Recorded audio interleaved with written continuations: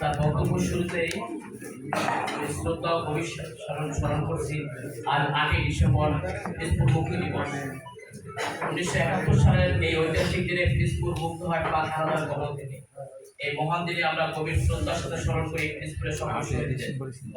বিনম্র শ্রদ্ধা জানাই বীর মুক্তিযোদ্ধাদের, যাদের ত্যাগ ও সাহসিকতায় আজ আমরা একটা স্বাধীন বাতাসে নিঃশ্বাস নিচ্ছি। অত্যন্ত দুঃখের সাথে বলতে হয়, স্বাধীন বাতাসের নিঃশ্বাস নিয়েও আমি একটা কথা বলে আমার বক্তব্য শেষ করব। আমাদের নাজিরপুর উপজেলায় শতবর্ষী একটি পুকুর রয়েছে, যে শতবর্ষী পুকুরটি দখলদারের হানাদার থেকে মুক্ত হয়নি।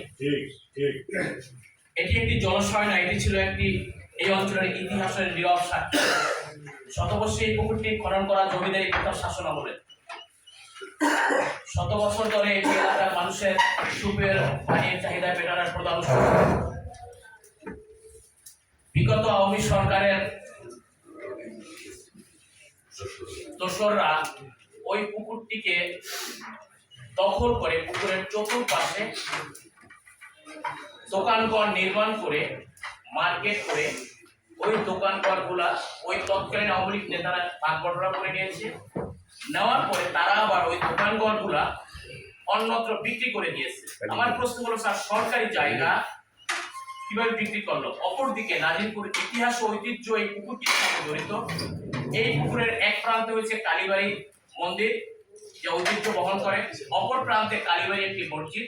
ওই পুকুরেই মসজিদের একটা ঘাটলা আছে, যেখান থেকে মুসল্লিরা নিয়মিত ওই ঘাটলা থেকে পুজো করে। ওই মার্কেটটা হওয়ার পরে পুকুরটির অবস্থা এত জরাজীর্ণ হয়েছে, এত নোংরা আবর্জনা ওইখানে হয়েছে যে ওই পুকুরটি থেকে উজু তো দূরের কথা, ওইটা ব্যবহার করার যোগ্য না। শতবর্ষী আমলের অনেক হিন্দু প্রথাদের সাথে আমি নিউজের সাথে কথা বলে গিয়ে দেখতে গিয়েছি, চিন্তা করেছি যে ওই পুকুরের পানি তারা নিয়ে যদি তাদের কোনো অসুস্থ রোগীকে পান করাতো, তারা নাকি সুস্থ হয়ে যেত। আমরা নিউজ সংগ্রহ করতে গিয়ে এই তথ্যগুলো পেয়েছি।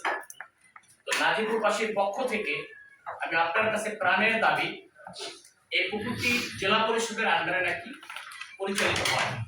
আমরা মিডিয়া কর্মীরা জেলা পরিষদের নির্বাহী কর্মকর্তার কাছে কয়েকবার গিয়ে উনি আমাদেরকে সাক্ষাৎকার দিতে অগর্বতা প্রকাশ করেছেন। তারপরেও আমরা বাংলাদেশের সকল জাতীয় পত্রিকা, টিভি মিডিয়া, ডিজিটাল মিডিয়ায় বারবার এই নিউজটি আসার পরও আমরা কোনো এটার সুফল পাচ্ছি না। আমি গভীর শ্রদ্ধার সাথে স্মরণ করছি, আপনি আসার পূর্বের যে ডিসি মহোদয় ছিল, উনি অত্যন্ত ভালো মানুষ। স্যার, আপনারা জেলা শহরে থাকেন, আপনারা জেলা শহরের প্রতি আপনাদের নজরটা একটু বেশি থাকে। আমরা উপজেলা শহরে থাকি, এই জন্য একটু অবহেলিত থাকি।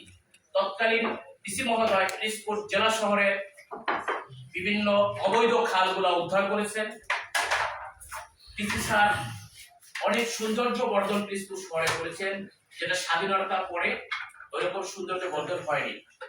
তো আমি স্যার আশা করব, হয়তোবা বিগত ডিসি স্যারের সময় ছিল না, সময় স্বল্পতার কারণে আমরা ব্যক্তিগতভাবে স্যারকেও জানিয়েছিলাম, সময় স্বল্পতার কারণে ছাত্র বলতে বাধ্য হয়েছে।